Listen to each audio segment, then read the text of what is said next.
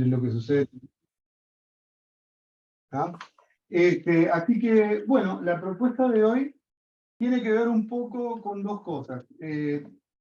Una con lo que ya fui desarrollando a través de mi primer libro, que es Nada Llave, que es ese librote grande que está por ahí, y que tiene que ver con la metafísica del arte universal, desde la idea hasta la representación, ¿no?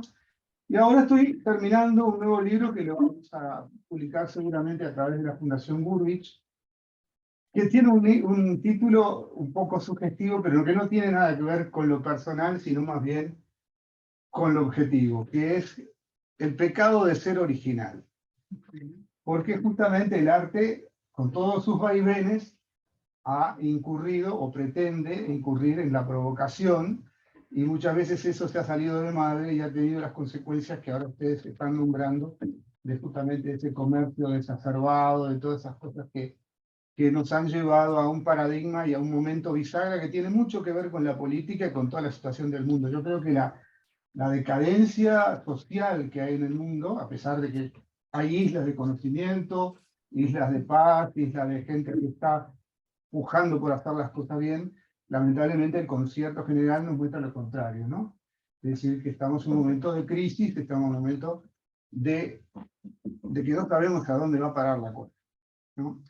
Entonces, de alguna manera, primero que nada, yo me hice un machetito yo mismo de lo que vengo escribiendo, pero puse algunas temitas nomás acá. Primero que nada, ¿qué entendemos por arte? Porque, ¿qué pasa? Como todas las cosas de la humanidad, nosotros nos entendemos a través del lenguaje. Y el lenguaje es una síntesis de palabras que ejemplifican cosas. Entonces, cuando uno define la palabra arte, incluye un montón de cosas.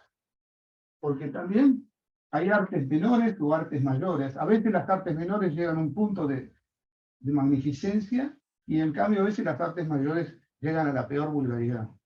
Entonces, ¿cómo definir el arte? ¿Dónde empieza y dónde termina? ¿No? ¿Qué diferencia hay entre arte y artesanía? Porque hay artesanos excelsos y hay malísimos artistas, o algunos que ni siquiera hacen arte, como el ejemplo famoso de la banana, ¿no? Entonces, ¿cómo es la cosa? Entonces, para esto tenemos que retrotraernos a investigar primero los orígenes, porque para ir hacia el futuro, creo que lo mejor que podemos hacer es ir primero hacia el pasado, investigar nuestras raíces, ¿no? El hombre primitivo, cómo primero se instrumenta el arte para llegar a un medio de comunicación, para comunicarse con su clan, pero luego hay algo mágico que lo trasciende. Hay algo que cuando toca esa pella de barro que junta del arroyo, que al principio la modela un poco porque la necesita para transportar un líquido o para cocer un alimento, y así descubre la cerámica, luego se da cuenta que esta unión con la tierra lo conecta con otra cosa que él desconoce. Y entonces ahí descubre que el arte no es lo mismo que la industria, es algo que va más allá, algo donde puede plasmar sus signos, que de repente al principio los hacía con su propia sangre, que de repente se hería a través de sus cacerías, y con esa sangre pintaba las paredes de su cueva, pintaba la cerámica, y entonces va descubriendo ese vínculo con el arte. Y eso después, a medida que la civilización va en progreso, también el intelecto lo hace. Y es así como los primeros artistas empiezan a descubrir la geometría, por ejemplo, ¿no? Y empiezan a descubrir los principios que rigen a todo lo que es construcción. Hay un concepto, una palabra que no es muy común, que se llama mundo carpinteado. No sé si alguna vez han oído la palabra o la frase mundo carpinteado. El mundo carpinteado comienza a partir de las primeras construcciones ortogonales del hombre, o sea, de ángulo recto. Porque antiguamente el hombre hacía chozas, grutas, montículos de barro o de paja. Entonces, para el hombre primitivo, todo el arte tenía que ver con esa forma muy de la naturaleza, que obedecían a piedras, rocas, huesos, caracoles, su propio cuerpo. O sea, todo muy orgánico. Pero en el momento que el hombre descubre el ángulo recto y empieza a construir bloques de piedra, y empieza a hacer un dolmen, y empieza a hacer un menhir, Entonces empieza a descubrir la ortogonalidad. Y ahí descubre la estructura. Se convierte en un arquitecto, que va evolucionando, por supuesto, ¿no? Las primeras manifestaciones, después ya se entra en la Edad Media, ya construye, desde la época anterior a los egipcios, ya todo se construye de manera carpinteada. ¿Y qué pasa? El cerebro se va adaptando a ese mundo carpinteado y ya identifica la geometría como tal, a diferencia de ese hombre primitivo que solo veía como los animales, ¿no? Las rocas, las piedras, y para él todo era lo mismo o muy parecido. Es muy difícil distinguir la geometría, salvo cuando llegaba a un lago o al mar y veía esa recta horizontal que se genera justamente en el quiebre del océano con el cielo, que eso sí es la primera ortogonal que da hincapié a progresar, ¿verdad? Entonces, lo curioso es que ahora nosotros cuando vemos, por ejemplo, yo veo todos estos cuadros, y se me preguntan, ¿qué forma tienen? Y rectangulares. Pero yo no los veo en realidad como rectangulares, porque mi mente ya se entrenó para saber que son rectangulares. Es decir, que lo que vemos es solo una ilusión. Creemos que hay rectángulos porque ya sabemos que para hacer un cuadro hay una vertical y una horizontal. Entonces, este mundo carpinteado es el inicio de la arquitectura, el inicio de la construcción. Y ahí se separan también los dos tipos de artistas que van a progresar en el futuro. Los constructivistas y los poetas, de alguna manera. O sea, las personas sensibles que de alguna forma también buscan la imitación. Quizá también porque no han querido o no pudieron llegar a la comprensión de una estructura, de una matemática. Entonces, más fácilmente les resulta copiar la naturaleza, ¿no? Son dos mundos diferentes. El que toma imágenes a través del ojo y el que construye a partir de dos cosas, del intelecto, pero también de una conexión con el más allá que no sabe bien cómo funciona. De hecho, no sabemos todavía hoy cómo funciona, pero existe. Tanto existe que uno lo ve, por ejemplo, en el arte de los niños. Es decir, niños que nunca han tenido una experiencia plástica y sin embargo les das un lápiz y hacen unas cosas maravillosas. ¿De dónde la sacaron? Bueno, baja en línea de no se sabe dónde, del más allá. Pueden darle todas las explicaciones que quieran, que pueden ser metafísicas, que pueden ser también genéticas. Hay muchas formas de expresarlo, pero lo cierto es que hay una gran diferencia entre los artistas miméticos, es decir, los que toman la idea, como estos retratos que tenemos aquí, o los artistas que construyen, como el caso, por ejemplo, de todos los sismos que vinieron a partir de Cézanne. Y hago acá hincapié en Cézanne porque es el gran padre del arte moderno, del verdadero arte moderno, el que debería de continuar. Y esto también dio, o le da palabra, a lo que entendemos por formalismo, a diferencia del informalismo. El formalismo justamente es el arte constructivo, el arte que construye, el arte que tiene, además de esa conexión posible con el más allá, que puede estar o puede no estar, además de eso tiene estructura, tiene lógica. ¿Qué quiere decir esto? Que el artista no solo siente lo que quiere hacer, sino que lo sabe. Y esto es muy importante. Lo que pasa es que la gente separa el arte plástico de la música, de la gastronomía, de la arquitectura, de otras, de la literatura, de la poesía. Son todas artes muy diferentes, pero sin embargo tienen un común denominador, que es la estructura. Por ejemplo, la torta de casamiento, ¿no? Llaman al mejor chef del mundo a hacer una torta de casamiento, pero el chef se le quiebra un pie y no llega a la boda. Entonces, le toca a cualquiera hacer la torta. Eso no importa, lo arreglamos. Le ponemos el mejor fondant que existe, perlas de colores, láminas de oro que existe para ponérselas en los postres, que es muy usual entre los millonarios, novios de porcelana. Entonces la torta es algo espectacular. Y además de eso, algo muy importante, el argumento. es el conceptualismo, el símbolo de la torta. ¿Qué significa torta? La torta significa el casamiento, la foto, ¿no? La reunión de la gente. Entonces, la torta es importantísima. Pero después resulta que cuando cortan la torta y la van a comer, como el chef se quebró el pie, el que la hizo no la supo hacer. Y el sabor de la torta fue un desastre. Entonces, ¿de qué te sirve toda la parafernalia que le agregaron a la torta si después la torta como ente, porque la torta en sí misma también es un hecho estético, un hecho gastronómico, artístico? Por más que sea un poquito forzada la comparación, pero es lo mismo. Es una euritmia. ¿De qué está hecho el arte plástico? Pues está hecho de elementos geométricos, línea, geometría, color, los cuales, combinados de alguna manera, consiguen mejores o peores valores de equilibrio. ¿Y qué es la gastronomía? Es exactamente lo mismo. Lo que pasa es que en vez de colores, líneas o geometría, tenemos sabores. Que por cierto, las antiguas sabidurías los distinguían en, por ejemplo, los 12 sabores ayurvédicos, ¿no? El agrio, el ácido, el dulce, salado, astringente, y eso, la combinatoria de eso hace que el equilibrio haga que esa torta funcione, que sea rica. Después todo lo demás es como el vestuario que uno se pone. Si uno es un pésimo ser humano, por más que te ponga el calzado más caro y el traje más caro del universo, no vas a ser mejor persona por eso. Lo mismo pasa con el arte, ¿no?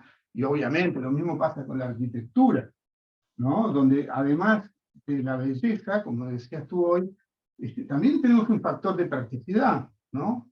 El templo tiene que cumplir su función, la casa tiene que cumplir su función, ¿no? Y no es lo mismo un techo que se te caiga que un techo que aguante toda tu vida. No es lo mismo una pizca de sal que un kilo, ¿ah? En una torta. Y lo mismo pasa con la obra de arte. La obra de arte no es un capricho que digo, bueno, voy a hacer cualquier cosa y lo que sale está bien porque soy artista. No. El artista puede ser mejor o peor, puede bajar línea o conectarse con ese más allá como hacen los niños o no. Por eso hay distintos artistas. Están los artistas más metafísicos, más místicos, como Klee, por ejemplo, que es un tipo que vos decís, ¿y esto de dónde lo sacó? Parece que fuera un niño grande que pinta. ¿De dónde sacó esos colores? ¿Cómo hizo para crear esas formas tan raras? ¿De dónde lo sacó? Y sin embargo, Klee es un tipo muy formalista que dio sus clases en la Bauhaus muy rigurosas, escribió varios libros rigurosos sobre arte plástico. Sin embargo, su accionar es un accionar libre, es un accionar desprejuiciado. Entonces uno rinde homenaje con esos personajes. Y volviendo a Cézanne, este humilde que estaría con su mochilita a recorrer las montañas de Aix en Provence, ¿y qué hacía? Además de muchas otras cosas, pero retratar su montaña favorita. Se iba siempre a retratar la misma montaña, y este tipo bobo siempre hace lo mismo.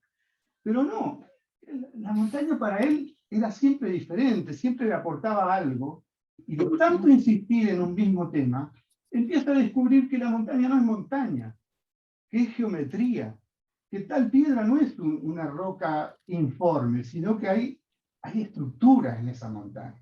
Entonces empieza a geometrizar esa montaña, le empieza a remarcar, a individualizar los espacios, a marcar la geometría. Pero él, como no era un docente ni un especialista en arte, no dejó constancia de eso. La constancia fueron sus cuadros. Los que sí dejaron constancia fueron los que vinieron después, y observando a Cézanne, dijeron, este tipo está en lo correcto. Tenemos que seguir por acá. Porque no es retratar la montaña. El asunto acá es crear una nueva euritmia a partir de los propios elementos que existen, que son los mismos que pueden estar en Francia, o en África, o en América, o en Alpha Centauri. Porque convengamos que el arte, otra de las cosas que tiene, es que es universal, tan universal que trasciende nuestras propias fronteras como planeta. Ayer, por ejemplo, estaba viendo las imágenes del nuevo telescopio Webb, ¿verdad? Bueno, uno ve constelaciones de galaxias que están como mariposas. Son miles y miles y miles de millones de planetas que, aún teniendo las peores expectativas, tiene que haber vida ahí, seguramente. Y tiene que haber arte. ¿no? Entonces nosotros miramos nuestro arte con una escala muy chiquita, digamos, de 30.000 años, que no es nada en la edad del universo. Y bueno, y creamos toda una cantidad de teorías y especulaciones sobre el arte, y hablamos de esto y hablamos de aquello, pero en el fondo estamos desconociendo lo que es realmente este escenario gigantesco en donde vivimos, ¿no? Cada vez nuestra pequeña canica azul, que es el planeta Tierra, nos va quedando cada vez más chiquitita. Como decía Jorge, a través del Internet uno se conecta con todo el mundo, y eso, como arma de doble filo, tiene un aumento de conocimiento, que todo el mundo está al alcance. Hoy en día hasta el más pobre tiene un celular que es una supercomputadora. En los años 60 se necesitaba un ambiente el triple de grande de todo esto para lo que hoy en día metemos en un chip de un celular, ¿no? Entonces estamos disponiendo de una información brutal y la malgastamos con tweets tontos y humoradas y bueno, y el arte, que ya vamos a hablar un poco de eso también. Lo que quiero decir es que tenemos que, creo, en este momento bisagra que estamos viviendo, tenemos que replantearnos el tema del arte. Creo que tenemos que volver a hacer Cézanne y empezar a volver a reescribir las cosas desde cero. Lo cual es bastante difícil porque la mayoría de los maestros conocedores de todo esto, por ejemplo, todos los que derivaron de nuestra querida Escuela del Sur o la Escuela de Torres García, ya han fallecido. Nos queda solo el viejito Aguiar, que tiene, ¿cuánto, Nicole? 98. Bueno, y que todavía es un baluarte de sabiduría cuando abre la boca y cuenta todas sus experiencias, sus viajes por América, porque además volvemos a lo mismo. Son artistas que laburaron, no solamente leyeron, estudiaron, tuvieron maestros, hicieron su praxis, trabajaron, hicieron todo tipo de arte, no solamente arte figurativo, retratos, paisajes, constructivismo, ¿no? Y entonces llegaron a una esencia mucho más profunda que la mayoría. Entonces, creo que ese tipo de gente que está esforzado tiene un poquito más de plus que las cosas que de repente oímos por ahí, o las que podemos ver ahora en internet, donde te dice, bueno, pinte su cuadro expresionista en el garaje de su casa con unos pomos de pintura y un ventilador, yo qué sé. Y de eso hay cantidad, ¿no? O haga raku al estilo zen. Hay que primero meterse en lo que es el raku. El raku es una técnica milenaria que después eclosionó hace 600 años en el budismo zen, que nació en China, después pasó a Corea, ¿no? Y tiene una rusticidad, pero tiene un contenido que es muy difícil de alcanzar. Digo, hay que pasar por todos esos filtros para realmente comprender después la esencia del raku. Para hablar de una pequeña cosa dentro de lo que es el universo del arte. Entonces, después esto se masifica y entonces todo el mundo hace raku, ¿no? Porque claro, como es fácil, pones un horno, las recetas ya fueron copiadas y bastardeadas, porque antes eran secretos, ahora ya no lo son, pero entonces al no ser secreto, cada uno hago, y si le pongo un poquito de esto, y si le pongo un poquito de lo otro, y ya no es más nada, es cualquier cosa. Y así como pasa eso con el raku, pasa con todo, ¿no?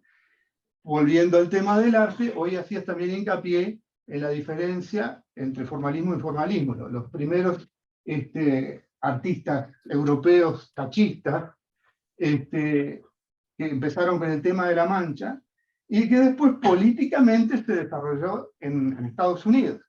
Y esto debe tener mucho que ver con lo que les interesa a ustedes, porque todo este movimiento que se gestó en los Estados Unidos se gestó por una cuestión política. ¿Por qué? Porque obviamente en Europa estaban los grandes artistas, estaba Picasso, estaba Dalí, que bueno, podríamos hablar algunas cuantas cosas de Dalí, pero no importa, de todas maneras, estaban los artistas que se preocupaban, que estudiaban, que trabajaban, y que bien o mal hacían su camino. Algunos mejor, otros peor, no vamos a poner a juzgar quién es más o menos artista, pero lo que sí, estaban en ese camino. Obviamente en Estados Unidos estaban muy celosos de esa situación. Veían que aquello crecía, y que ellos no tenían ningún baluarte como para equipararse con esta gente. Entonces, como lo tienen, una persona como Peggy Guggenheim, junto con Rockefeller y junto a un montón de gente, empiezan a fabricar artistas. Elevaron a Jackson Pollock. Elevaron a Jackson Pollock, obviamente. Y yo, ojo, no voy a hablar mal de los expresionistas abstractos, porque son muy buenos pintores, pero es otro mundo, es el mundo del gesto, el mundo de la gestualidad, que tiene quizá más que ver con eso de la conexión, ¿no? Pero no tanto con la investigación. Es decir, el axopolo es el tipo que tira la tela en el piso, llena una capita de pintura, le hace unos agujeritos, se toma algunos vinos y empieza a danzar por ahí arriba, ¿no? Claro, el resultado es diferente, totalmente diferente a lo que había antes. Y P. Guggenheim, que era una persona muy inteligente y además que ya tenía ese sentido del dinero, dice, esta es la mía. Inmediatamente consigue que Rockefeller le compre un cuadro a Pollock, lo pone en las mejores galerías de New York, y ¡pam! Empieza a surgir el expresionismo abstracto, ¿no? Entonces, claro, ya por primera vez resulta que todo lo que habían hecho los europeos quedó como en segundo lugar, hasta el punto que después quedó en tercero, en cuarto y en quinto, ¿no? Hoy en día los polos valen 100 millones de dólares y de repente te compras un Modigliani por 20, ¿no? Es decir, las cosas cambiaron, ¿no? Pero lamentablemente no se quedó ahí, porque si se hubiera quedado ahí, el expresionismo abstracto, bien pensado y bien, digamos, investigado y con toda una trayectoria encima, consigue hacer cosas maravillosas. Es decir, uno tiene que también entender cuál es la sutileza del arte. Porque esa mancha de la cual se enamoraba Cézanne, que era la misma mancha de la cual se enamoraba Goya o Velázquez.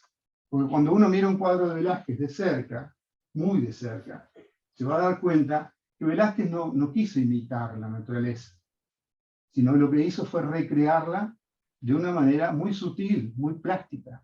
Para él, el objetivo es la pintura, no pintar las meninas, ni de los reyes, ni nada de eso. El asunto es crear una atmósfera pictórica donde la pintura sea la absoluta protagonista. ¿Tá? Entonces, algunos artistas modernos también se fijaron en eso. Y lo llevaron al paroxismo, ¿no? En el caso de Rothko, por ejemplo, que te pone dos fajas de color y vos decís, impresionante. Y cómo se siente ese color. Lo malo es que después de Rothko vinieron 500.000 Rothkos a pintar lo mismo. ¿Y por qué? Porque justamente empezó a haber un mercado del dinero, que es lo que estaban hablando ustedes. Esa burbuja que empezó a crecer y que por momentos se desinfla y se infla, igual que las cosas inmobiliarias, pero que no está sustentada por los artistas, sino que está sustentada por los economistas, ¿no? Es decir, que son los que invierten en algún momento de la historia, ya no tanto, pero el arte se cotizó por mucho más que cualquier otra cosa. Se multiplicó por 8 o 9 veces el valor de una inversión. Claro, yo compraba en 1 millón y después costaba 8 millones, era un bruto negocio, ¿no? Y ni que hablar de estos vivos que de repente ponen una banana y después la venden y la revenden, como si esto fuera un objeto realmente válido, ¿no? Ahora, volviendo al tema del arte, yo creo que nosotros lo que tenemos que plantearnos en esta nueva coyuntura que se viene ahora es cómo crear nuevos ambientes para el arte, cómo crear nuevos artistas que realmente trabajen, que realmente estudien, que realmente profundicen, y que si tienen la posibilidad de conectar o bajar línea, como digo yo, de ese más allá, que busquen la manera de cómo hacerlo. Algunos son más racionalistas, pero cual también es muy válido, y si es ese arte geométrico muy puro, muy minimalista. Otros son más barrocos, otros ponen un montón de signos que no conocen, otros ponen signos que sí conocen, porque tratan de transmitir una semiótica que han estudiado o han recorrido, el tipo como, por ejemplo, hay muchos de Taller Torres que recorrieron la América indígena y que mamaron mucho de todas esas culturas, y después vinieron con unas ganas bárbaras de aplicar todo eso en su arte. Entonces no fue una copia superficial, sino que fue más bien una interiorización en esas culturas. Hablaron con los indígenas, se metieron a trabajar con ellos, vieron cómo cocinaban, en el caso de la cerámica, cómo pintaban, cómo las indígenas hilaban sus tejidos. Eso es interiorizarse en la cultura, porque además de esa manera el arte pasa a tener varias connotaciones, ¿no? Por ejemplo, Henry Moore, el gran escultor inglés, cuando recorrió México quedó enamorado de una cosa que es espantosa, que es el Chacmool. El Chacmool es este personaje donde se hacían los sacrificios humanos y se cortaba el corazón de la víctima. O sea, es horrible. Sin embargo, tiene una belleza y al mismo tiempo tiene un contenido intrínseco, fuerte. Bueno, él se dio cuenta que los indígenas geometrizaban de la misma manera que geometrizaban la forma humana hasta volverla más plástica, más funcional, más arquitectónica. Entonces, obviamente, tomando de allí, otra de las cosas que hacía Moore era coleccionar esqueletos de animales. Por ejemplo, de cráneos de elefantes, de caballos. Y él veía toda esta construcción orgánica de la naturaleza, que también la habían visto los indígenas, y hace una conjunción entre ambas cosas, y como producto sale la obra de Moore, que es totalmente revolucionaria. ¿Por qué? Porque es geométrica, pero al mismo tiempo es orgánica. Es decir, ya no tiene ese hieratismo de la construcción cubista o constructivista, sino que es blanda, ¿no? Tiene eso de los huesos, esto de que cuando uno lo toca, recorre la curva y la va llevando con la mano, y de repente eso se mete para adentro y vuelve a salir, es como un moelio, ¿no? Este gran descubrimiento de Moore, que después lo aplicaron muchos otros, de hecho, su alumna, Barbara Hepworth, continuó la obra de Moore, y llegó todavía a esto mucho más purista, es decir, ya no hacía formas humanas como Moore, sino que trabajaba solo con huevos, con formas más oblongas, como lo hacía también Arp o Brancusi, que eran también otros escultores que estuvieron un poco en esa banda. ¿Tá? Ahora, creo que todo esto llegó ya también a un hastío, es decir, nosotros, por más que nuestra historia es muy chiquita, porque decimos 40.000 años, que un montón, porque si arrancamos de las primeras Venus de Bestoniche, que dicen que tienen 40.000 años, pero yo creo que hoy en día nadie sabe más nada, porque los arqueólogos están todos los días descubriendo cosas nuevas, y si vamos a ser honestos, nadie sabe nada. No sabemos qué edad tiene el planeta, ni cuántas civilizaciones hubo. Nada sabemos. Vivimos engañados, incluso lo que estamos viendo todos los días, dudo de todo, hasta de la foto del web, pero no importa. No interesa. Yo lo que creo que tenemos que, por lo menos, seguir investigando y seguir viendo a ver qué hacemos con el arte. Creo que ya hemos pasado por todas estas vueltas, hemos sido expresionistas, simbólicos, miméticos, geométricos. Bueno, ¿y ahora qué? ¿Qué vamos a hacer conceptualistas? Porque los conceptuales tienen apenas unos años, vamos a decir, y ya todo el mundo se está echando las pelotas con eso. Es más, vos estos videos que mandaste de la Lesper, que perdón, pero es pobrecita, no tiene mucho criterio. Yo la admiro. Bueno, no, porque las cosas que dice coinciden con lo que uno piensa, Claro, pero no sabe más que eso. qué bueno. No sabe más que criticar, pero criticar una banana es muy fácil. Cualquiera puede criticar eso, porque es un desastre. Pero no le pidas a Lesper que te explique realmente dónde está el secreto del arte, porque no te lo vas a decir, y menos un tal Villagrán. De todas maneras, Villagrán es divertido por ver. Entonces, ¿qué hace? Una de las cosas que me gustaron de Villagrán fue cuando mostró que una aspiradora autónoma puede hacer perfectamente una obra de expresionismo abstracto. Y sí, claro, vos a una aspiradora autónoma le pones unos pincelitos, unos lapicitos, y la largás a control remoto, arriba un lienzo, y te hace una obra de Pollock. Al toque, pero perfectamente, sin ningún problema. Eso también... Y como lo critica Botero también está muy bueno. Bueno, claro, por eso te digo, más allá de las críticas, porque todo artista tiene su rescate. No es que Botero haya hecho todo mal. No. Seguramente uno le puede encontrar cosas buenas a Botero. Pero quiero decir, no podemos generalizar. Lo que sí creo que es peligroso, muy peligroso, es el avance de los ordenadores. Hoy en día los ordenadores nos están alcanzando de forma peligrosísima. Y entonces también está achicándose el espacio intelectual del ser humano. Pero voy a dar algunos ejemplos para que lo entiendan. Hace unas pocas décadas nos entreteníamos viendo los famosos campeonatos de ajedrez en el mundo. El ajedrez se puede decir que es un arte. Yo creo que tiene todo el derecho de serlo. También volviendo al tema de eso de que las palabras son difíciles de cómo endilgamos una cosa. Ahora, de hecho el ajedrez viene de otro arte mucho anterior, que es el arte de la guerra. Que aunque uno diga la guerra que es espantosa, ¿cómo puede ser un arte? Pero sí, lamentablemente también es un arte la guerra. ¿No? Más allá de que a mí no me guste, ni la comparta, pero es un arte. Y de ahí que el juego de ajedrez, que depende de esos libros de Chuang Tzu, que justamente fue el creador del arte de la guerra, uno encuentra que el ajedrez es un juego interesantísimo, que puede traducir incluso todo esto que estamos hablando y filosofando con respecto a la evolución de la humanidad. Bueno, aquí que esos grandes campeones del mundo que veíamos apasionadamente en la televisión blanco y negro, cuando apareció el ordenador, el primer ordenador, que era una porquería, le ganó al campeón del mundo. Y después ya se perdió el interés por el ajedrez a esa escala. Digo, no es que se haya perdido definitivamente, pero ahora lo que hacen es tratar de ignorar las computadoras. Saben que les ganan, pero ni siquiera las enchufan. Porque es un peligro. El juego chino, el Go, Sí. es 1000 veces más complicado que el ajedrez. Y ya una computadora común lo gana. Claro. Bueno. 1000 veces más complicado. ¿Te das cuenta? Bueno, y lo mismo te das cuenta que está pasando con el arte. Por ejemplo, y esto en la pandemia, porque estamos hablando de ahora, no es que estemos hablando de, uy, ¿cuánto tiempo? No. Ahora, la pandemia, surgieron varias cosas alarmantes. Por ejemplo, completaron la 10ª sinfonía de Beethoven, ¿no? Ordenadores. ¿Qué hicieron? Muy simple. Cargaron el ordenador con todas las obras musicales de Beethoven. Hubo algunos músicos que sí seleccionaron las obras para darle un poquito más de, digamos, de entrada a la máquina para que pudiera razonar un poco el fenómeno.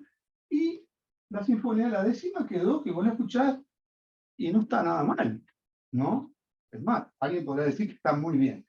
Bueno, lo mismo pasó con esto que se le ocurrió cargar una computadora con todos los retratos del Renacimiento. El coro de Renoir que lo habían cortado para que entrara en una pared, que lo rehicieron por computadora. Bueno, claro. Entonces volvemos al asunto de que hoy día las computadoras pueden hacer absolutamente todo. ¿Por qué? Porque el arte, lamento decirlo, yo siendo artista, es un algoritmo. Es una ecuación matemática. Igual que la torta de casamiento. Es decir, es una ecuación de números que si están bien colocados, suena maravilloso. Por eso suena bien la 10ª de Beethoven. Exacto, exacto. Es una euritmia, es un equilibrio. ¿Por qué es mejor una fotografía que otra? Porque esa fotografía, de repente el fotógrafo se puso, ¿verdad, Marcelo? Se puso en el ángulo correcto para que esa vertical coincidiera con la horizontal, para que ese tono oscuro hiciera contrapunto con esa luz que estaba a la derecha y arriba. Entonces, sin querer queriendo, el fotógrafo, al construir la foto, por más que está tomando algo de la realidad visual, que tiene mucho de ese mundo carpinteado que decíamos, porque es una ilusión en el fondo. Porque nunca en una foto puede existir la perspectiva, ni en una foto ni en un cuadro, ¿no? Todas esas ilusiones que nos fabrican los pintores para que nosotros creamos que Rosas tiene pómulos y que hay una sombra que lo ilumina. Mentira, es una falacia. En cambio, la montaña de Cézanne es verdad pura, porque se ajusta a los parámetros ortogonales de la obra, es plana, todos sus colores funcionan. La última, digamos, de toda su serie cuando llegó al Claro, final. cuando llega esa síntesis, pues las primeras también van por ese camino. Bueno, y eso pasó también, ¿no?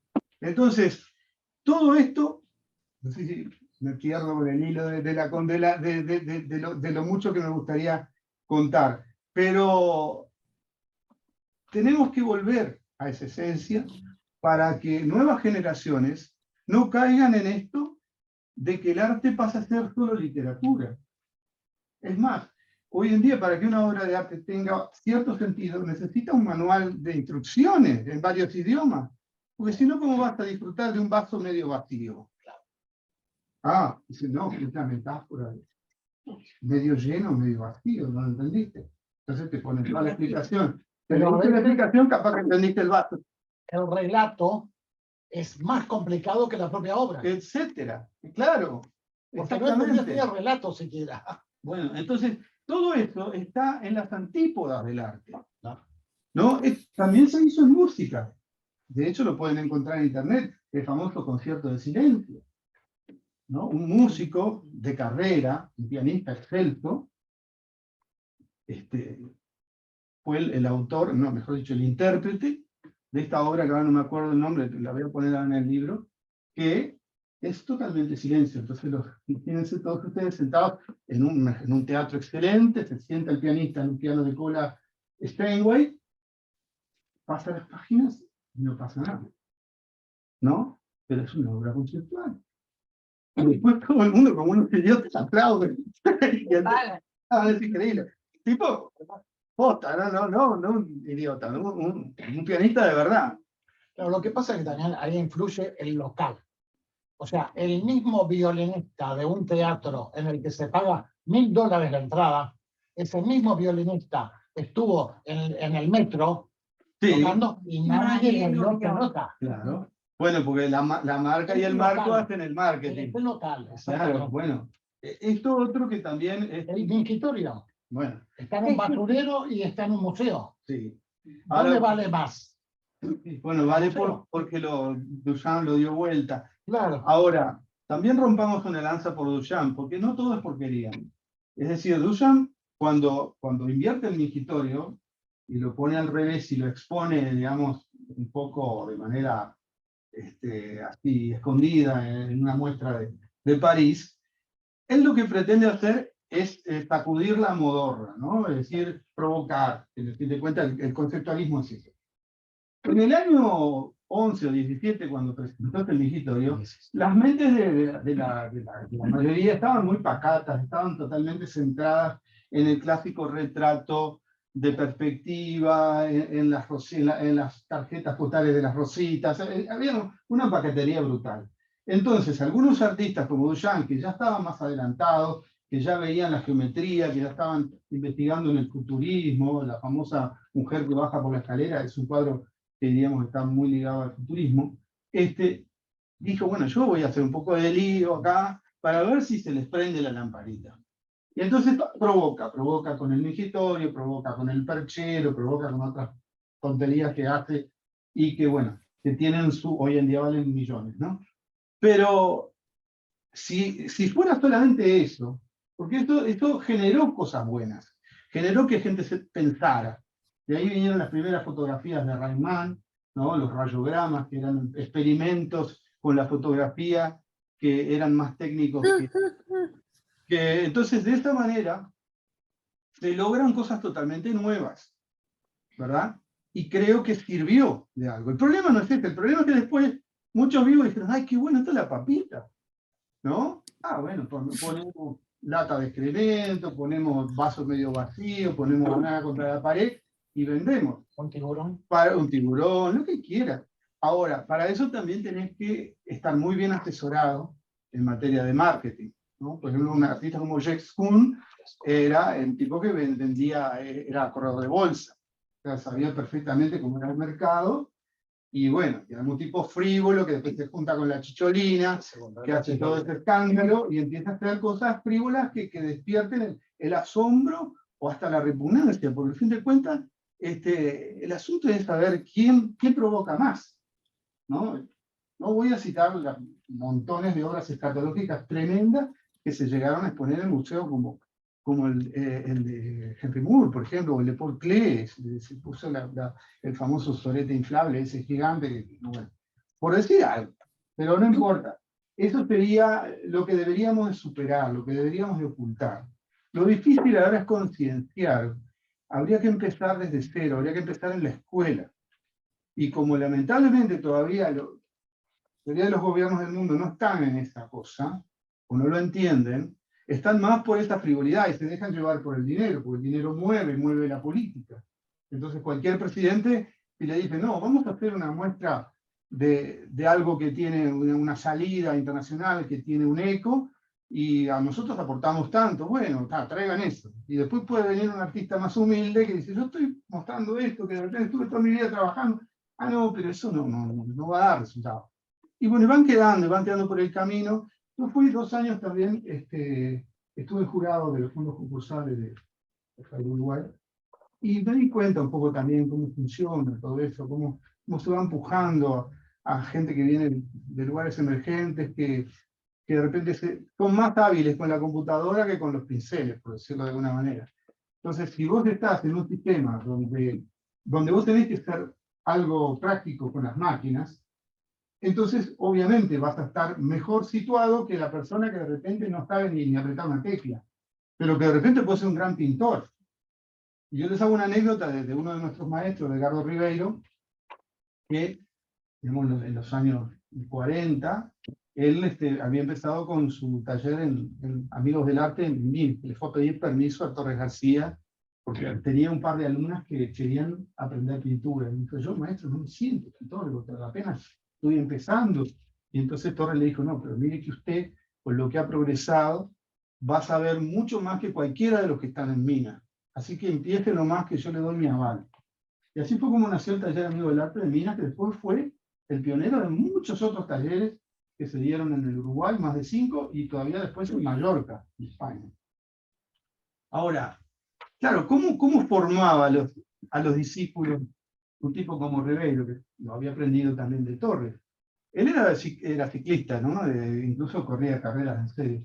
Y altísimo, además. Entonces salía con sus muchachos a pintar las sierras de Minas, y allí iba descubriendo paisajes y gente.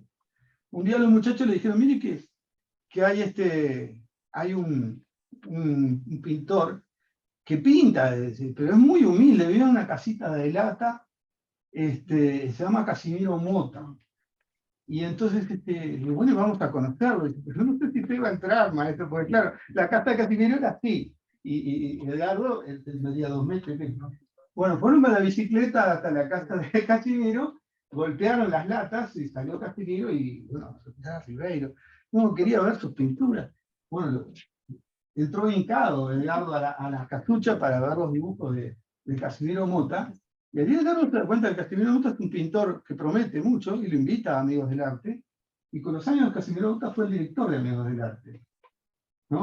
Yo creo que esa es la función del docente, es ir a pescar, no esperar que vengan, ¿no? O hacer citatorios por internet, que solo te van a presentar los que estén colgados de una máquina, o los que tengan el recurso de tenerla, o los que tengan ganas, porque a veces hay gente que tiene recursos, pero que no le interesa toda esta parafernalia de la informática. Que está en su mundo, pinta o hace otro tipo de arte, pero necesita de que alguien lo descubra, de que alguien vaya a golpear la puerta y lo encuentre, ¿no? Entonces creo que lo que nos está pasando y lo que debería de ocurrir a todo el planeta es que se forme una nueva generación de artistas y docentes que vuelvan a hacer el camino desde cero, que vuelvan a entender el arte desde su más mínima expresión. Yo si quieren, no sé cómo andamos de tiempo. Poquito, pero una anécdota chiquita de corregir de que Edgardo y Alceu Ribeiro eran de Artigas. Sí. De Tengo un montón de de mi anécdotas. pueblo. Son de tu pueblo. Y segundo, de que cuando era alumno de Torres García, venía Torres, veía los cuadros de Edgardo Ribeiro, no me gusta, y lo rompía. Bueno, te lo hago bien el cuento, porque Sí, sí, lo estás desfigurando un poco. No, otra vez, no me gusta, no me gusta. Hasta que un día Torres García dijo, esto sí está bien hecho. Y también lo rompió. Pero como maestro, estaba bien hecho y te lo rompe. Sí, porque si lo hizo una vez, puede hacerlo varias veces. Claro. El cuento está bien, lo que no eran pinturas, eran los dibujos de papel que hacían en el altillo de la casa de Torres, que cuando subía la escalera que crujía, escalera de Ahí se ponían todos. se ponían aterrados porque venía el maestro a criticar la obra, ¿no? Y era un poco como el docente de la película Whiplash, el pobre que toca la batería y que le da palo porque quiere sacar el mejor baterista del mundo. Y lo mata, psicológicamente lo destruye, pero después que lo transforma en eso, el tipo no puede dar marcha atrás, no puede ser un mal baterista. Entonces queda como en una encrucijada. Yo creo que no hay que llegar a esos extremos, pero reconozco que la lección de Ribeiro, que así era también con nosotros, con Nicole y conmigo, era muy severo. Pero está bien, es eso, que descartar el emboque, porque de repente uno, por casualidad, le puede salir una muy buena pintura, una buena escultura, lo que fuere. Pero no es lo mismo el emboque que hacer las cosas bien. Es decir, hay una diferencia entre lo que se puede sentir, es decir, el aspecto ese de que tenemos de percibir las cosas sin poderlas razonar, pero también está el hecho de razonar el proceso, esa euritmia. Es igual que la receta de la cocina. Vos sabés la cantidad de tanta harina, tanta azúcar, tanto tiempo de cocción, ¿no? Entonces, si uno puede variar eso un poquito, y puede ser algo incluso hasta vanguardista. Puede encontrar una nueva receta que sea distinta o mejor o lo que fuere. Pero no te puedes exceder demasiado porque si no, colapsa todo. Y con el arte pasa lo mismo. Es decir, el arte, volvemos a decir, es un algoritmo. Tanto es así que Mozart creó un recurso en aquella época para construir sonatas. Entonces, ¿qué hacía? Era como jugar a los dados. Él por ejemplo, si se ordenaba la partitura en A, B, A, B, B, A, después tiraba los dados y bueno, las cambiaba y ponía el algoritmo al principio y lo cambiaba para el final, y con el mismo recurso musical creaba una infinidad de composiciones. Entonces, claro, lo consideraban un genio, y lo era. Pero más que nada, era un tipo, un matemático encubierto que orientaba todos sus conocimientos a la música. Entonces, obviamente que más allá de esa matemática, hay un diablito que se nos mete sin que nos demos cuenta, que es el que hace esa poesía. De eso hablamos, claro, hablamos poco, no, arte igual, pero quizá, claro, porque entonces podemos decir que no es arte.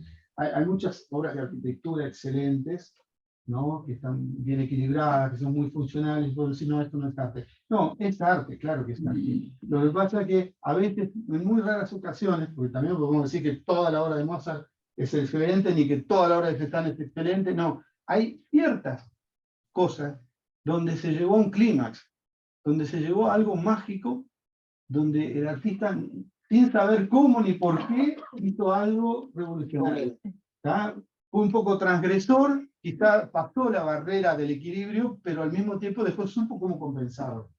Porque eso es un poco el truco del arte, es crear un desequilibrio para después compensarlo.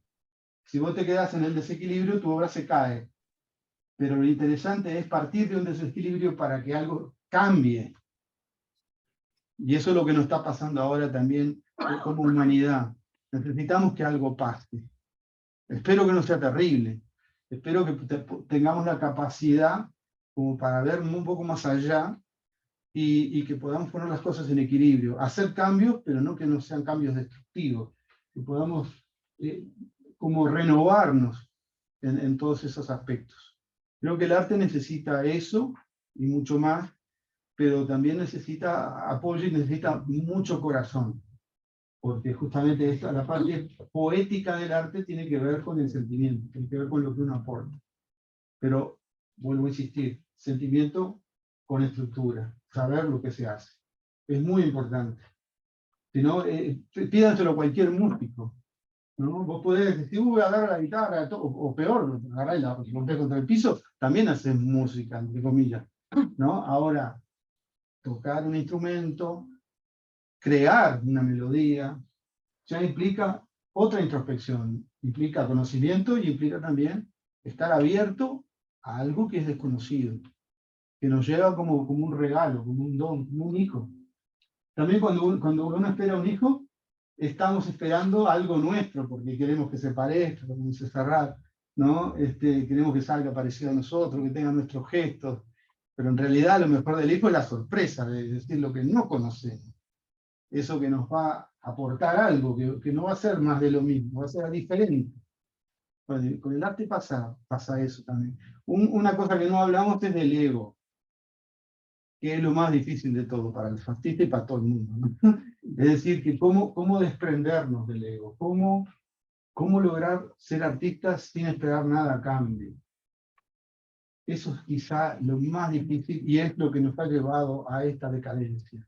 El ego es cada vez más grande y cada vez más grande, y el ego está ligado también a la apetencia, digamos, del dinero, a lo material, a que como ya no hay nada que nos sacie en esta vida, queremos más cosas, más viajes, más piscinas, más todas estas cosas, ¿no?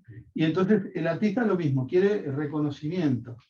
Incluso hay muchos que se escudan en la humildad, ¿no? Y dicen, no, yo soy humilde porque voy a hacer esta obra que la voy a donar a no sé dónde. Está bien, la donás y es una cosa muy buena donar, pero también estás esperando un rédito por eso. Estás esperando que digan, uy, qué bueno que sos porque donaste esta obra, ¿no?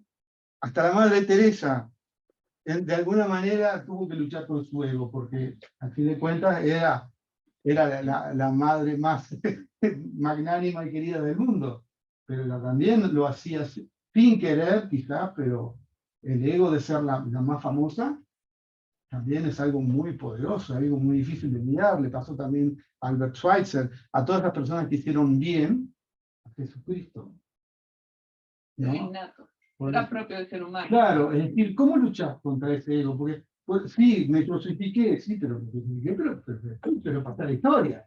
No, y no digo pobre Jesús, no estoy echando la culpa. Bueno, de hecho, soy bautizado, pero quiero decir, a ver, todos los grandes santos, los grandes artistas, tuvieron que luchar con este ego. Políticos, Digo, Gandhi, bueno, Gandhi. político ni hablemos. Sí, ahí tenés Gandhi, otro tipo que es un tipo magnánimo que hizo mucho bien, pero también Era a costa racista, de que, era racista, era mujeriego. bueno, sí. Es decir, por eso uno de los temas que tenemos que lidiar en el futuro, si queremos mejorar como raza y como artistas, es ese, creo que es el del ego, ¿no? Creo que sería, si hay un tema central, sería ese, ¿no? ¿Cómo poder despojarnos? Porque al mismo tiempo el artista tiene que sobrevivir, tiene que comer, ¿no? Entonces, si se enfrasca en una cosa muy personal, ¿no? Que sería, digamos, el hecho de hacer las cosas quizás mejor, muy espiritual, todo muy para adentro, pero entonces tampoco hay comunicación, y el arte es comunicación. Entonces es como una encrucijada, como una contradicción muy fuerte, es decir, bueno, por un lado tengo que comunicar, porque si soy un buen artista, ¿por qué no voy a compartir esto? Pero si lo comparto, estoy también sirviendo de modelo, o después me miro en el espejo y qué buena la charla que dio hoy, por ejemplo, ¿no? No, es inútil esto, no sirve para nada. Lo mejor es compartir, tratar de juntos crear cosas, de intercambiar ideas y de ver cómo mejoramos esto. Porque guarda que no estamos nada bien, ¿eh? Entonces, Ahora, en ese caso, ¿cómo mejoramos? La obra de arte se puede convertir en un arma en contra de, como por ejemplo, sí, siempre, el japonés Fukuyama sí. que llenó un salón enterito de pipas de girasol. Sí. Murakami.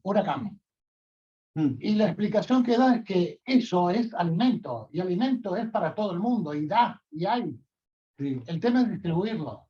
Claro, bueno. O sea, ¿eso no es un arma artística en contra de la sociedad que tú estás criticando? Sí, está bien, pero vos no podés utilizar lo que supuestamente más querés, que es el arte en este caso. Es como si expusieras, No es un arma. es como si expusiera a tu hijo para llevar adelante una idea altruista que en el fondo lo que está haciendo es beneficiándote. Porque Murakami es Murakami porque hace todo este tipo de cosas. Bueno, y por eso vale también.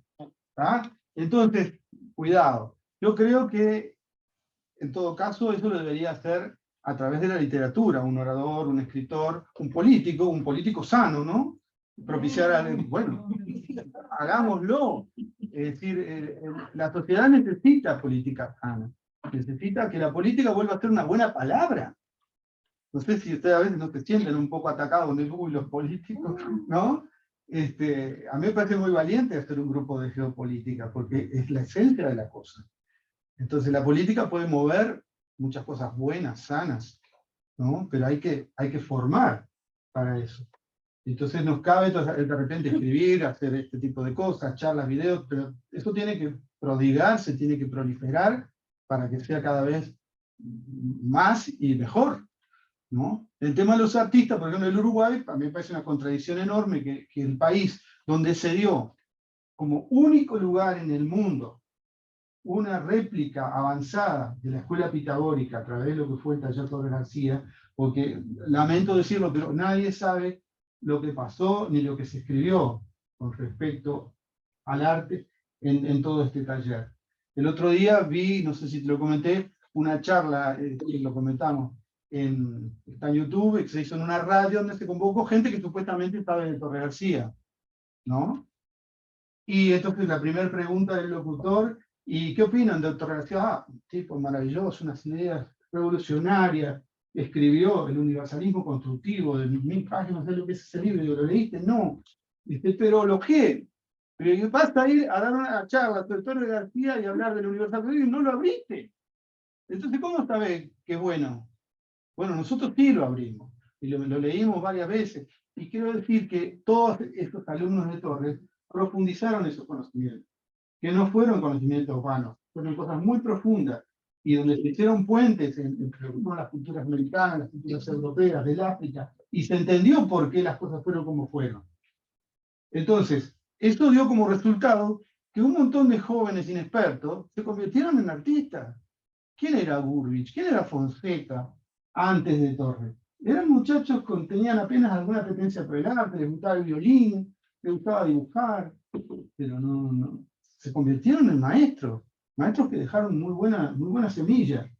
Y todas estas enseñanzas, que algunos incluso pasaron al libro como Dumas Oroño, están durmiendo estos libros en las bibliotecas de las distintas localidades del Uruguay, ¿no? Yo mismo en la Biblioteca San Carlos me encontré con libros valiosísimos que de la época que se doblaban las páginas no se abrían, que están sin cortar. Nunca nadie los abrió en 50 años. Entonces, ¿cómo no hay un docente? Por eso sí, los docentes hablan mucho de la banana de Catalán, pero construyamos cosas. Ahí están las normas para construir, están los cuadros para observar. Lo que pasa es que tampoco nadie sabe observar, ¿no? Pasa lo mismo que con el mundo carpinteado. Estamos viendo, digamos, una apariencia de las cosas, y no la realidad. Para eso nos tenemos que meter en un terreno muy difícil, que es el del espíritu, ¿no? Que es como una palabra extraña y maléfica. Yo creo que hay que propiciar eso, pero con ¿Y ahí mucha... está la venta? Claro, pero hay que hacerlo con mucha salud, mucha entrega, y no caer en la banalidad, porque también en eso, lamentablemente, el internet está lleno de espiritistas y de todo, hay de todo para ayudarte, pero realmente entrar en el meollo de la situación, eso es muy poco. Entonces hay que buscarlo denodadamente, como quien busca un diamante en un pozo de fango. De repente, de mucha suerte, porque buscaste días y días, ¡pum!, lo encontraste. Pero no es fácil. Y la gente está por lo fácil. Y entonces termina en este arte contemporáneo que es de terror y que además está avalado por el dinero. Entonces no falla la ecuación. Como que el hecho artístico va por un lado y el económico... Claro, Claro, pero la idea es que cuando convergen, mejor todavía. Porque supuestamente un hecho artístico, si tiene un aval económico, es más elevado. Claro, pero es lo que no está ocurriendo. No, es lo que está ocurriendo. Pero vos decís en qué sentido. El sentido del arte moderno, el arte contemporáneo, el arte conceptual. Claro. Es eso. Ahora, voy a romper una lanza por el arte conceptual, porque tampoco todo es malo. Ah, bueno, sí, por supuesto. Es decir, el arte conceptual significa contar una historia que está por encima o por detrás o al costado del arte. Que es como decorar una torta, o como vestirnos. ¿Ah? Entonces, no quiere decir que esté mal transmitir un mensaje extra en una obra de arte. De hecho, Claro, la mayoría lo hace. Incluso, sobrepasa la visión. claro, Vamos pero primero hagamos las cosas bien, que la obra funcione como obra, que no sea un emboque, como dice Edgardo, que usted lo puede hacer muchas veces y que le salga bien porque lo sabe hacer, porque tiene oficio, porque tiene experiencia, porque es artista. Ahora, después que le salió bien la obra, si además su obra significa que puede alentar a gente a ser mejor, o puede acercarnos a la religiosidad, o que nos puede introducir al símbolo y conectarnos con otras realidades que de repente desconocemos, mucho mejor. Es decir, lo conceptual no es enemigo del arte, pero tiene que ser secundario, ¿no? Como las cosas que nos ponemos encima, como lo que aparentamos nosotros como personas. Una cosa es lo que somos y otra es lo que aparentamos. Entonces, esa apariencia a veces puede ser positiva. Vos das un discurso bueno, que hablas de la paz mundial, y inspirás a niños que dicen, no, está bien, sí, tenemos que ser pacifistas. Bueno, está bien, pero de repente la persona no es así, como decía el caso de Gandhi. Gandhi fue un inspirador. Capaz que él en sí mismo no era tan así, pero inspiró. Entonces, el hecho artístico se desdobla y logra cosas positivas, ¿no? Pero cuando el hecho artístico en sí necesita un relato, Ah, bueno, ahí... es porque además el relato está de más. O sea, el hecho artístico tiene que hablar por sí solo. De como la torta que sabe a nada. Exacto. Y vos tenés toda la belleza exterior, pero no En tenés... realidad, es un dibujo, es una literatura dibujada. Claro. En vez de ser un dibujo que hable por sí mismo, es un relato ilustrado. ¿Sí? Tal cual. Yo que no. Así que bueno, yo Lamento exhorto, muchísimo, exhorto a que Ricardo, relean la torre. tener que decirte que necesitamos otra charla. Estamos en las torres. Porque en realidad quedamos muy cortos y a mí me gustaría entrar más todavía en la crítica. O sea, vemos cómo podemos superarlo, cómo podemos salir de esto. Sí, o por lo menos Pero tener la esperanza, porque va a estar difícil. ¿Y no va a surgir otro espectáculo? Ojalá. Yo creo que el mundo ha dado muchos cambios constantemente. Lamentablemente, muchas veces para que surja un cambio tiene que haber una crisis primero, ¿no? estamos en una crisis. Estamos en una crisis. Quizá por esto pueda suceder. Mirá, en esta pandemia hubo muchas cosas que aparecieron y gente que empezó a pensar de otra manera. A veces las cosas movilizan, ¿no? Pero, insisto, creo que hay que poner mucho trabajo y empeño para que las cosas mejoren. Tenemos tiempo para una o dos preguntas.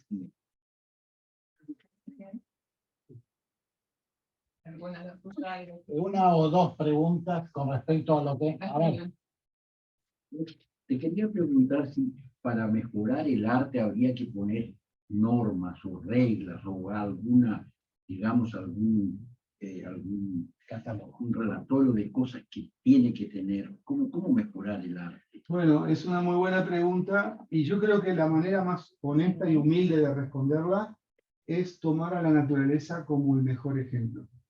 Porque en la naturaleza están todas las pautas dadas para hacer las cosas bien. Uno mira un árbol, uno mira un caracol, y ahí están todas las lecciones que deberíamos de aprender. Lo que pasa es que nos hemos apartado de eso. Es que generalmente el hombre se considera por encima de la naturaleza y así nos va, ¿no? Justamente porque en vez de aceptar la naturaleza como es y formar parte de ella, queremos pasar por encima, queremos ser nosotros los dueños del universo, ¿no? Incluso, como decíamos hoy, desconociendo lo que es el universo, porque en realidad vivimos en esta pelotita como si creyéramos que es la gran cosa, y es apenas un planetita en un océano de arena. Es una cosa que hay millones de galaxias y de cosas que desconocemos, y nosotros estamos peleando por el arte que sucedió en 40.000 años de la vida de la Tierra, cuando la Tierra tiene millones. Y solo estamos hablando de lo poco que vivió el hombre, que ya en esos pocos años estamos al riesgo de destruirla, ¿no? Pero quiero decir, deberíamos de ser más humildes y aprender justamente en la naturaleza está todo. Solamente que hay que aprenderlo, hay que estudiarlo. Pero a veces pasa lo siguiente también. Tú ves, alguien agarra 2 o 3 fierros, 2 o 3 cosas, lo junta y le da una armonía que tú la ves y te gusta. Sí. O sea, algo, el artista... Por eso mismo, porque comprendió. Yo te puedo mostrar cómo funciona, pero no nos va a dar el tiempo. Para empezar, hay que tener en cuenta que todo lo que uno hace en el espacio que va a trabajar, que hace un plano, todo tiene que estar sujeto al espacio en el que trabaja, ¿no? Este marco, por ejemplo, es ortogonal y tiene una dimensión. Bueno, si yo lo divido en franjas, ¿tá? Estoy haciendo que cada una de estas retículas sea directamente proporcional al todo. Por lo tanto, estoy entrando en el misterio de la sección áurea. Es decir, que pasa lo mismo que pasa en la naturaleza, donde cada retícula de un caracol, cada pedacito de dedo que tenemos, no es un pegote en la mano, es parte de todo el cuerpo. Y lo mismo pasa con la pintura. Si uno tiene el concepto de unidad, donde cada elemento funciona con el todo, entonces esa unidad ya no es ajena al resto de la obra, sino que es parte de la obra. Y de eso podemos hablar de música, de gastronomía, de arquitectura, es lo que forma el ritmo. El ritmo son cosas que se repiten. Cuando yo golpeo acá y después golpeo acá, estoy generando un equilibrio entre los dos sonidos. Estoy generando una afinidad, una familiaridad. Por eso construyo. Son elementos con los cuales puedo construir. Puedo hacer un pedal rítmico, después le puedo poner nota, le puedo poner sonido y termino haciendo una sinfonía. Y lo mismo con la obra. Pusiste un elemento, pusiste un rojo, pero sabés de repente cómo complementarlo, ¿no? Y ahí también tenés que empezar a entender cómo funciona la luz, el color. En realidad uno cree que dibuja con la oscuridad, en realidad es al revés, uno dibuja con la luz. La luz aparece sobre la oscuridad. El blanco aparece sobre el negro. La nada como concepto de vacío para que uno construya sobre ella. Y si estamos bastante errados en muchas cosas, pero hay ejercicios muy simples para poder ir entendiendo todo eso. Pasa que la gente mucho se resiste a eso y quiere salir inmediatamente con la imitación, porque ¿qué pasa?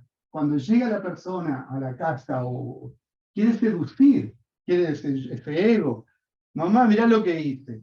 Y si no te dan pelota, vas a hacer lo que la persona quiere para congraciarte con ella. Si está de moda tal cosa, hacemos tal cosa. Por eso le está pasando a todos los artistas jóvenes. ¿Cuál es el éxito? ¿Pegar la banana en la pared? Pegamos la banana en la pared. No, vas a hacer un ejercicio de pintura y todo un laburo de 20 años de trabajo para que después no te den bolilla. No, hagamos lo económico, lo que nos da resultados, lo que nos van a aplaudir. Y eso un poco es lo que nos pasa a todos, le pasa hasta a los niños, ¿no? ¿Cuántos dibujos maravillosos fueron a parar al tacho de la basura de las familias que no se dieron cuenta de la maravilla que estaban creando esos gurises, por ejemplo? Pero no hay mentes que lo puedan evaluar. No siempre pasa, a ver, que dicen cualquier cosa, pero a veces hacen cosas maravillosas. La última, Rosario. Tú que fuiste alumna, tenés el derecho de preguntarle algo. No, al contrario, porque siempre es un placer escucharlo y uno le escucha infinitas veces aporta ángulos distintos y enriquece, o sea, al contrario, estoy emocionada y muy contenta de escucharlo. Lo he escuchado muchas veces, lo he entendido como 3 años profesor y la verdad que siempre estamos aprendiendo y siempre está dando luz distintas sobre el tema, así que bueno. Y tus cuadros se venden. Y tus cuadros se venden. No, además, apasionante. Claro. Yo siempre digo, los 3 años que fui, Ricardo siempre está hablando en los talleres, y es apasionante siempre. Quiero decir, para los que no nos conocen mucho, nosotros hace ya 40 años, en el año 82, nos casamos con Nicole, tanto ella como yo fuimos alumnos de 2 de los fundadores del taller Héctor García, de Daimán Antunes, que era justamente un pintor constructivista metafísico, y de Edgardo Rivero, que era más realista, más con los pies en la tierra, más un pintor en la luz. O sea que vimos un poco todo el panorama del taller. Y de ahí en adelante nos dedicamos al trabajo, a la investigación y a la cerámica, porque también teníamos un lazo con Jorge Fernández Chipi, que es un gran ceramólogo y ceramista argentino, que también fundó toda una escuela de aprendizaje profundo de la cerámica. Y bueno, y eso nos fue llevando a través de los caminos del arte, y hemos conocido infinidad de gente, muchos alumnos que siempre aportan cosas lindas, y bueno, y estamos en esa lucha con Nicole como siempre.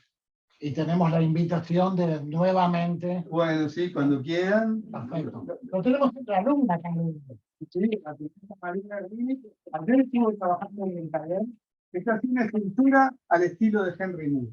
Perfecto, perfecto. Y tiene unas obras en la Galería Magda que Exactamente. están muy buenas, muy buenas. No, todos se vienen portando muy bien y haciendo cosas muy lindas. Perfecto. Muchas gracias.